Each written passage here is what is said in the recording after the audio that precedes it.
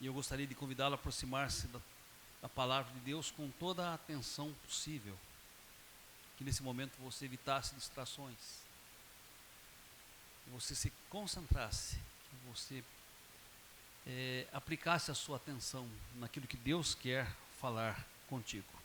Eclesiastes capítulo 2, vamos ler versículos 1 a 11. Eclesiastes 2, 1 a 11.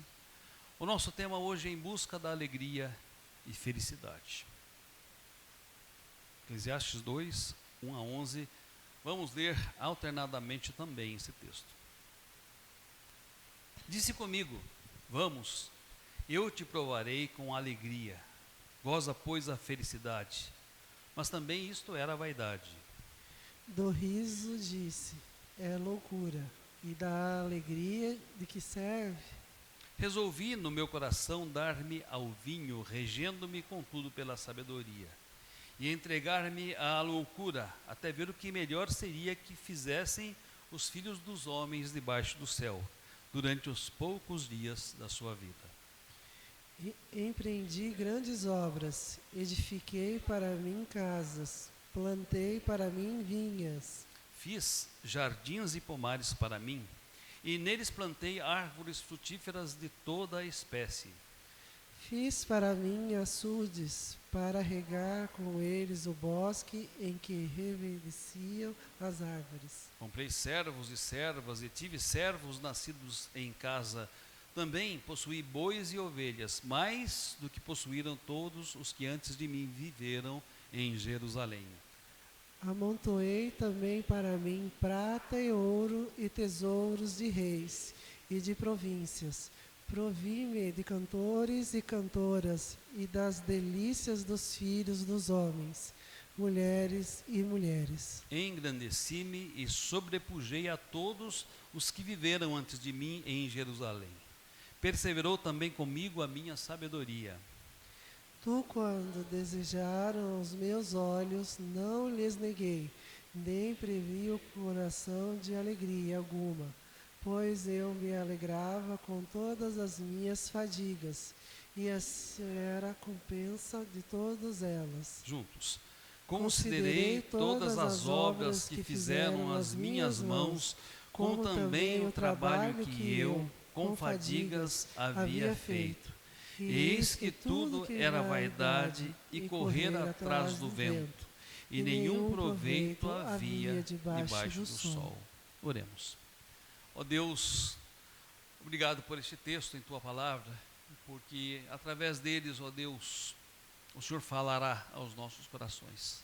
Essa é a nossa certeza, porque a Tua palavra não voltará para o Senhor vazia. Pedimos que o Senhor esteja nos usando como instrumento em Tuas mãos. E para isso, ó Deus, faze-me, Senhor, um vaso de bênçãos nesta noite. Que eu fale tão somente aquilo que é do Teu querer, do Teu desejo, da Tua vontade. E que o Espírito Santo, que um dia inspirou os Teus servos para escrever esse texto, agora nos ilumine para que nós possamos compreendê-lo e aplicá-lo em nossos corações.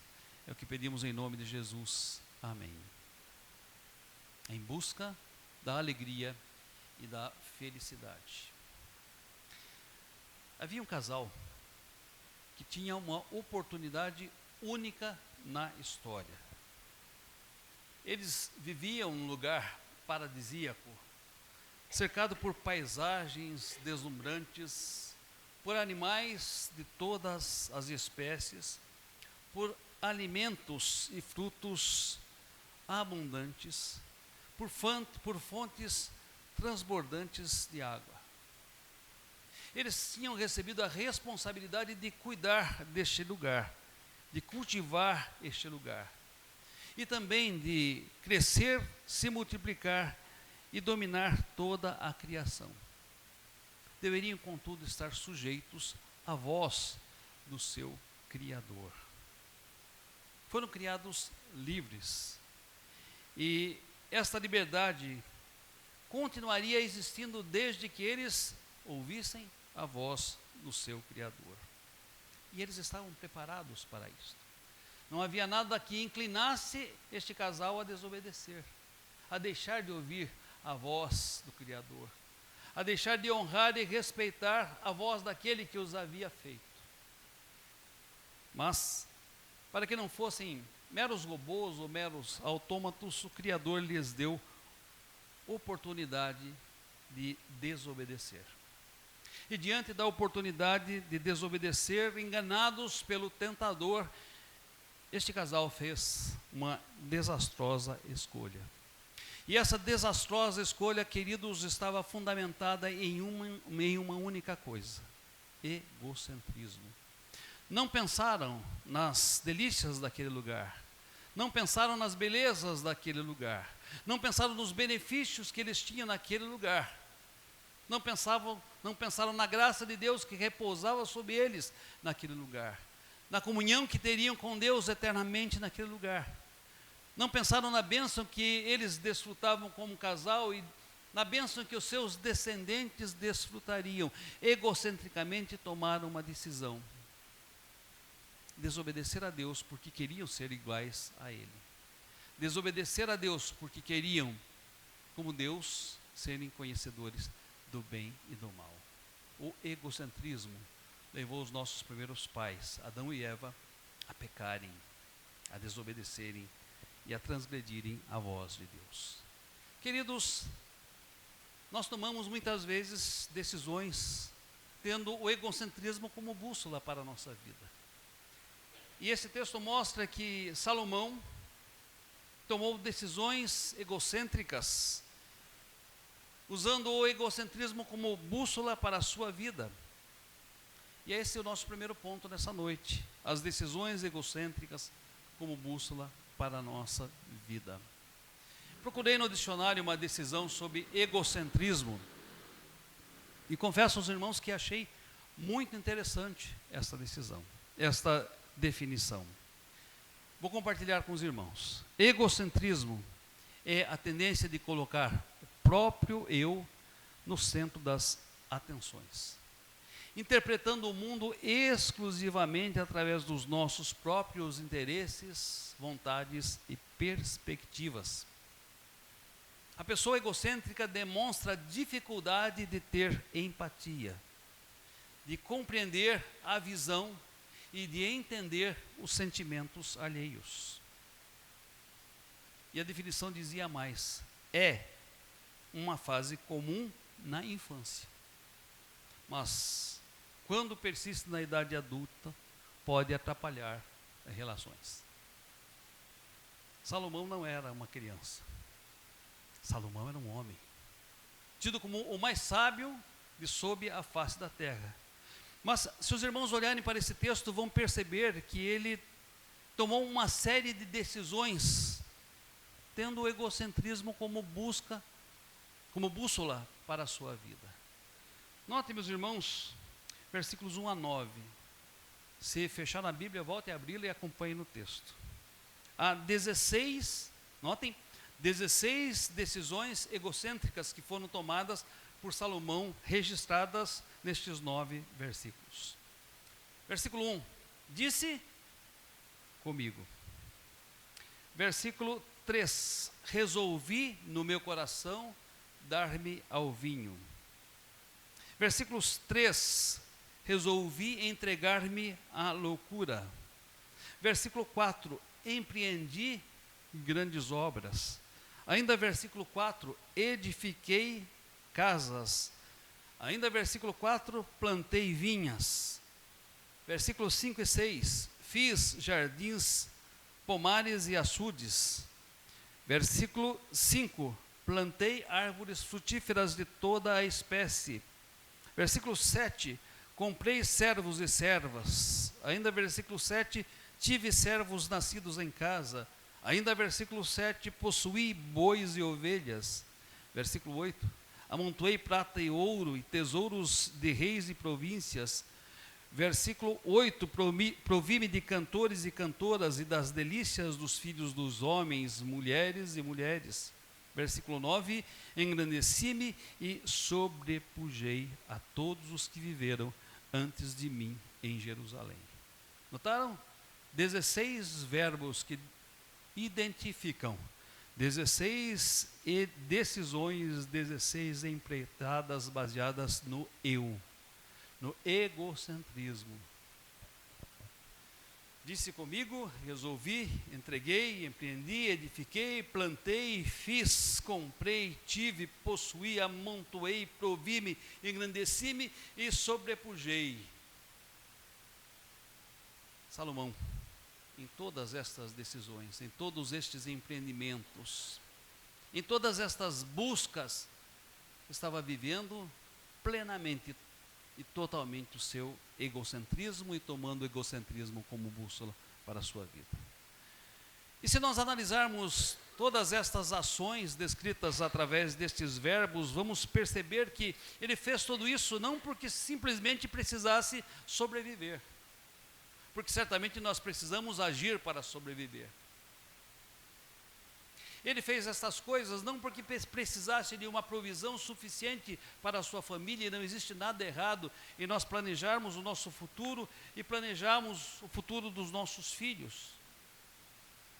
Meus amados, estas conquistas, estes empreendimentos, estas realizações, estas ações tinham um objetivo que ia muito além da sobrevivência e da provisão familiar. Eles tinham por objetivo a satisfação pessoal, tinham por objetivo o desfrute e o deleite debaixo do céu. E há 3 coisas que ele diz que objetivava com todas estas ações e com todas essas decisões egocêntricas: alegria, felicidade e riso. Note o versículo 10. Tudo quanto desejaram os meus olhos não lhes neguei, nem privei o coração de alegria alguma. Muitos olhando para Salomão dirão: que sujeito bem sucedido, que sujeito feliz, que sujeito realizado, que sujeito pleno, conseguiu à sua época tudo o que muitos buscam e não conseguem nos nossos dias. Teve realizações que muitos não conseguem ter nos nossos dias. Tudo quanto desejaram os meus olhos não lhes neguei, diz ele, nem privei o meu coração de alegria alguma.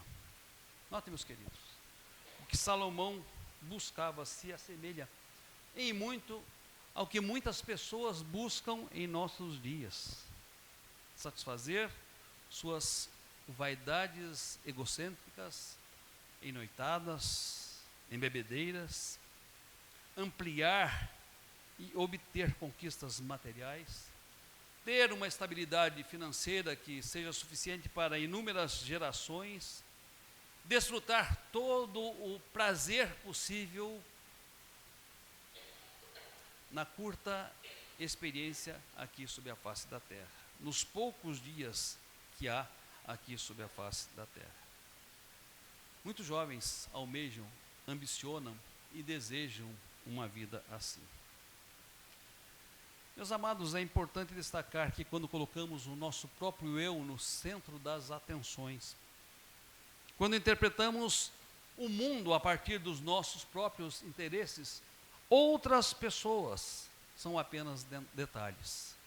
Porque nós passamos a valorizar tão somente as nossas vontades, as nossas perspectivas, e deixamos de ter qualquer tipo de empatia para com outras pessoas. E deixamos, meus amados, de compreender os interesses dos outros. E estamos, em essência, notem bem, repetindo o mesmo erro que cometeram os nossos primeiros pais. O nosso próprio eu está no centro de todas as coisas e está governando as nossas vidas, está governando as nossas decisões, e deixamos nós de pensar em qualquer pessoa e até mesmo nos nossos próprios descendentes. E Jesus, diante de um estilo de vida cuja bússola é o egocentrismo, faz uma pergunta muito interessante: de que adianta um homem ganhar o mundo inteiro e perder a sua alma? De que adianta o homem ganhar o mundo inteiro e perder a sua alma? De que adianta, meus amados, ter poder? De que adianta ter status?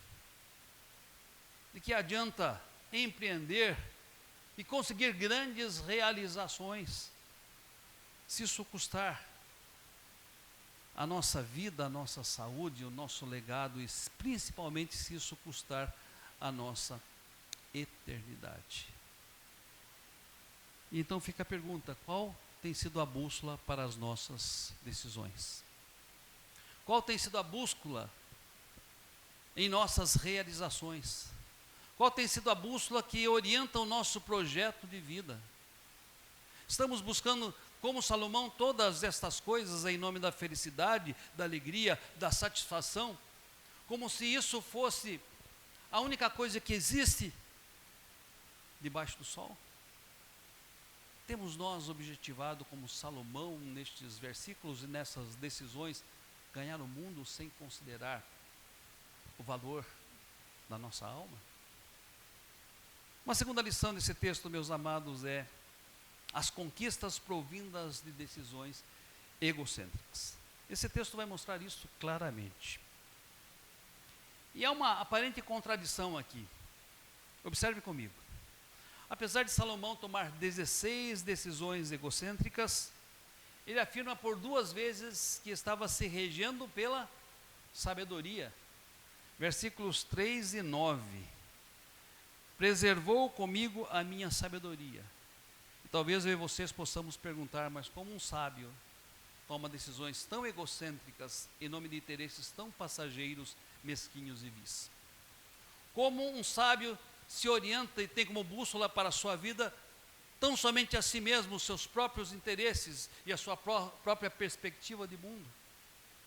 Como um sábio se dá a buscas que são vaidade de vaidade e correr atrás do vento? E como pode a sabedoria ter produzido tantas conquistas? Meus amados, o que será que isso significa?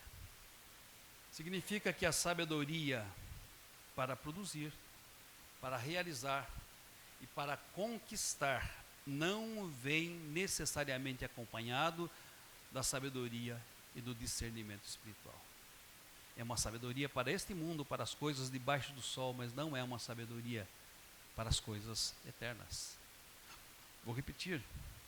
A sabedoria para produzir, realizar e conquistar não vem acompanhada necessariamente da sabedoria e do discernimento espiritual. Ter, obter, acumular, prosperar não são sinônimos de bênção espiritual. Salomão se viu pleno de todas as coisas que desejavam seus olhos, que desejavam o seu coração, mas se viu num determinado momento vazio de significado para a sua vida. Talvez isto seja realmente o que acontece com muitos em nosso tempo.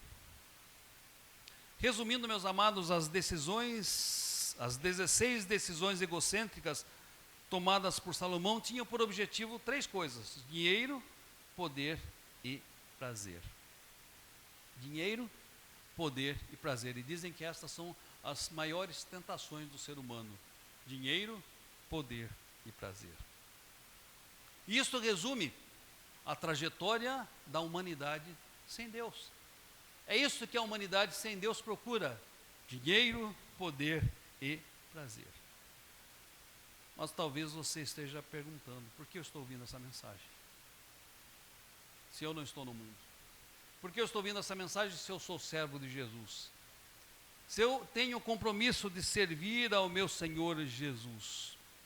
Porque, meus amados, se eu e vocês não formos atentos para a nossa principal finalidade aqui na terra, ainda que tenhamos o propósito de servir ao Senhor, podemos nos ver envoltos em buscas que se constituem vaidade de vaidades e correr atrás do vento. E eu quero agora desafiá-lo a analisar o seu estilo de vida. Me permito algumas perguntas e se façam outras. As coisas que temos buscado, meus amados, às vezes sacrificando a nossa saúde, o nosso bem-estar, o bem-estar da nossa família e o tempo que devemos ter com eles, são realmente necessárias? as coisas que nós buscamos são realmente necessárias? A quantidade de coisas que nós adquirimos nessa curta experiência entre o nosso nascimento e morte são realmente essenciais? Quantas roupas estão guardadas em nosso guarda-roupa há mais de 4 meses e nós não as usamos? Quantos pares de sapato estão na nossa prateleira acumulando poeira e nós nunca os calçamos? Quantos então pares de sapatos, tênis ou sandálias são suficientes para que nós estejamos realmente satisfeitos? Quantas vezes nos envolvemos em dívidas, quantas vezes nós estouramos o nosso cartão de crédito, não simplesmente porque precisamos sobreviver, não simplesmente porque estamos buscando comodidade e conforto, mas porque estamos querendo manter uma posição, manifestar um status que nada tem a ver com aquilo que realmente é essencial para a nossa sobrevivência. Meus amados, quantas coisas nós adquirimos realmente por necessidade e coloquemos também por conforto? Quantas coisas realmente são necessárias ou quantas delas nós adquirimos para impressionar pessoas que muitas vezes não gostam de nós? Como tem sido o nosso estilo de vida? Como tem sido as nossas buscas? O que tem orientado as nossas escolhas e as nossas buscas? O nosso egocentrismo ou aquilo que é realmente necessário, que é preciso? Ou aquilo que realmente nós necessitamos para sobreviver? Note, meus queridos, que a vida passa rapidamente, nós voamos. O próprio texto diz que Salomão fez tudo isso, buscou tudo isso, obteve tudo isso nos curtos anos da sua vida, nos poucos dias que os homens têm aqui sobre a face da terra. Agora notem, quanto mais se passam os anos, meus amados, menos necessários se tornam as nossas conquistas. Quanto mais se passam os anos, menos necessárias se tornam as nossas conquistas. Ainda que elas tenham o objetivo de preparar o terreno para os nossos filhos, será que eles saberão administrar o que nós temos e o que nós deixaremos de herança para eles? Será que eles terão as mesmas necessidades que nós temos? O autor de Provérbios, ele afirma: o inferno e a perdição nunca se fartam, e os olhos dos homens nunca se satisfazem. Provérbios 27 e 20. Ora, se formos dar vazão ao nosso ego, aos nossos desejos, aos nossos apetites, às nossas paixões, se como Salomão, meus amados, nós não negarmos tudo quanto os nossos olhos desejam e não privarmos o nosso coração de alegria alguma, certamente, ao acumular centenas e milhares de coisas, nós não estaremos satisfeitos, porque os olhos dos homens jamais se satisfazem. Por isso, Deus nos convida através desse texto a não obedecermos ao que os nossos olhos desejam, a não atendermos aos apetites do nosso coração. É loucura não negar aos nossos olhos tudo quanto desejam. É loucura não privar o nosso coração de nenhuma alegria. Decisões egocêntricas, meus amados, podem produzir resultados se geridos com sabedoria terrena, mas jamais serão sinônimo de sabedoria espiritual, para a qual eu e vocês fomos chamados. Sendo assim, tendo para o que comer, beber, agradeçamos a Deus, estejamos satisfeitos. Orientemos a nossa vida e as nossas decisões para aquelas coisas que são realmente necessárias, que são realmente essenciais, para aquelas coisas, meus amados, que não são corroídas pela ferrugem e não são roubadas pelos ladrões. Terceira e última lição: o resultado das decisões egocêntricas. Os irmãos já ouviram a parábola do lavrador insensato? Com certeza sim. Eu vou resumir essa parábola aqui. Um homem no vigor da sua juventude prepara a terra, semeia suas sementes sobre aquela terra e como resultado ele tem uma colheita extremamente abundante. Era um jovem protagonista, era um jovem assertivo e se espera que o homem seja protagonista e assertivo. Afinal de contas, Deus nos deixou para cultivar a terra, dentre outras finalidades. E não havia nenhum problema com esse jovem, seu protagonismo e sua assertividade até esse ponto. Contudo, o que vem depois demonstra decisões egocêntricas e loucura. Diante da abundância das provisões, ele olha para os seus celeiros e diz: estou com um problema. O que eu farei? Já que as minhas provisões e a abundância da minha colheita não cabe nestes celeiros antigos. O que eu farei?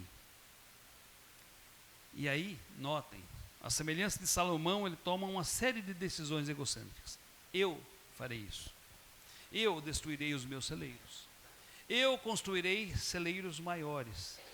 Eu colocaria ali todos os meus bens. Eu direi à minha alma: come, bebe, descansa e regala-te, porque tens provisões para muitos dias. Isso está registrado em Lucas 12, 13 a 21.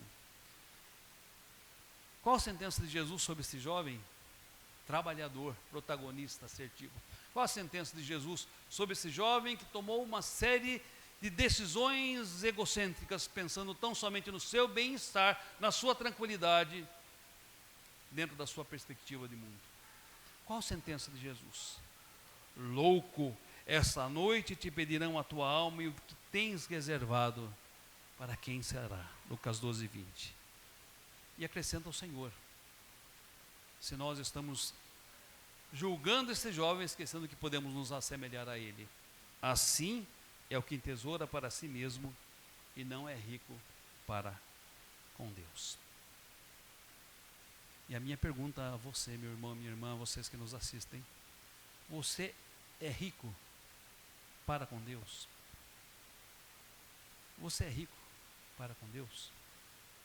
Salomão, apesar de toda a sua prosperidade, apesar de todas as suas conquistas, no final da sua vida sentiu um gosto amargo na boca, porque ele percebeu que o fim de tudo, a recompensa de tudo, foi a fadiga. Veja o capítulo 2, versículos 10 a 20.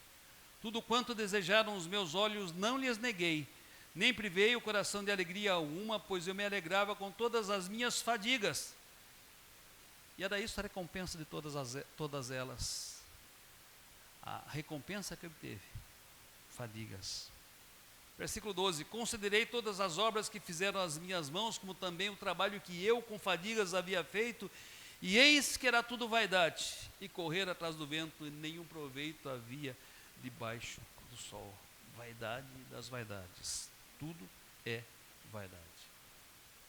Em Eclesiastes capítulo 7, versículo 2, Salomão diz algo muito interessante: melhor é ir à casa do luto do que ir à casa onde há banquete, pois naquela se vê o fim de todos os homens.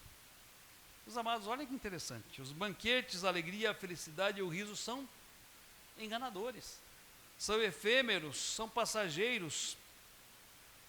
Parece indicar que isso é o melhor que a vida pode oferecer. Mas é o luto que coloca as coisas no seu devido lugar, porque o luto, ele vai mostrar que tudo isso é vaidade, tudo isso é canseira e enfado, tudo isso é correr atrás do vento, porque quando alguém deixa essa vida para a eternidade, nada do que obteve, nada do que conquistou, nada que o seu egocentrismo acumulou, ele poderá levar consigo. Melhor é a casa do luto do que a casa do riso. Notem, alguém que obteve tantas coisas, que se tornou um rico aqui sobre a face da terra, que teve prosperidade, que teve abundância, cujos olhos não se privaram de nenhuma alegria, cujo coração não se privou de nenhum prazer, ao morrer, pode ser colocado num caixão caríssimo, mas o seu corpo virará pó. O seu jazigo poderá ser construído todo de mármore, mármore importado da Itália, mármore de Carrara, mas ainda assim o seu jazigo o terá como alguém que apodrecerá, que virará pó. Ali, ele terá o mesmo destino dos demais. Veio do pó e para o pó voltará. Tudo isso é vaidade. Vaidade das vaidades, correr atrás do vento. E o que traz proveito então, já que Salomão falou nestes versículos e nós destacamos nesses 3 pontos, o que não vale a pena, o que não traz proveito. O que traz proveito então, e eu quero convidá-los a ler Eclesiastes 12, 13 e 14. De tudo o que se tem ouvido, a suma é: teme a Deus e guarda os seus mandamentos, porque isto é o dever de todo homem. Porque Deus há de trazer juízo sobre todas as coisas, até as que estão escondidas, quer sejam boas, quer sejam más. O resumo de tudo isso, e o que vale a pena, dentre todas estas coisas, é temer a Deus, é guardar os seus mandamentos, é servir ao Senhor nessa nossa trajetória terrena. Fiz agora há pouco uma pergunta: você é rico para com Deus?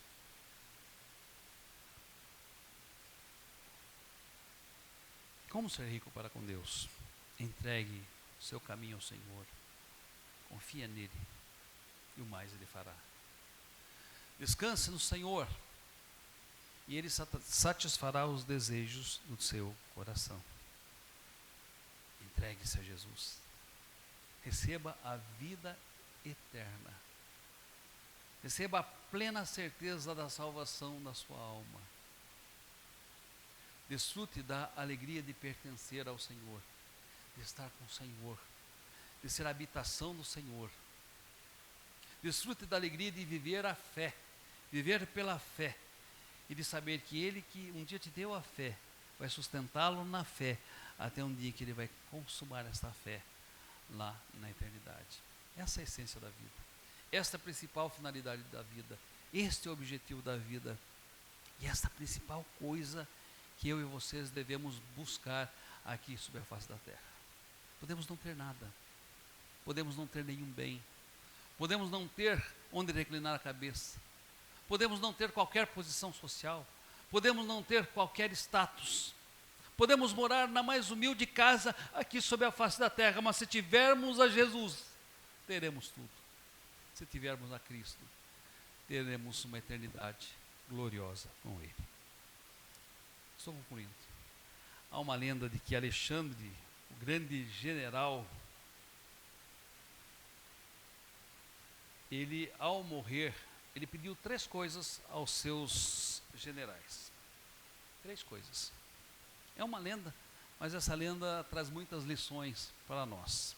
Alexandre da Macedônia o Grande pediu 3 coisas aos seus generais. Primeiro, que os médicos carregassem o seu caixão, para que se tornasse evidente que quando o fim da vida chega, não existem médicos ou especialistas que tenham o poder da cura.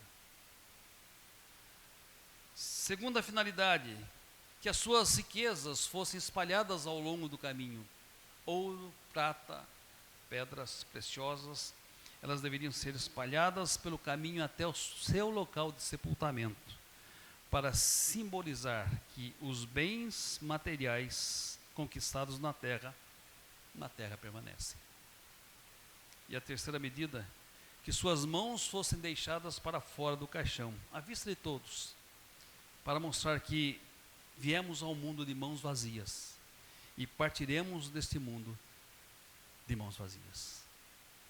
Sobretudo, tema ao Senhor, guarde os seus mandamentos, entregue sua vida a Jesus, entregue o seu caminho a Jesus, viva uma vida por Cristo E este será o seu maior tesouro, a sua maior riqueza por toda a eternidade. Que Deus assim nos abençoe. Amém.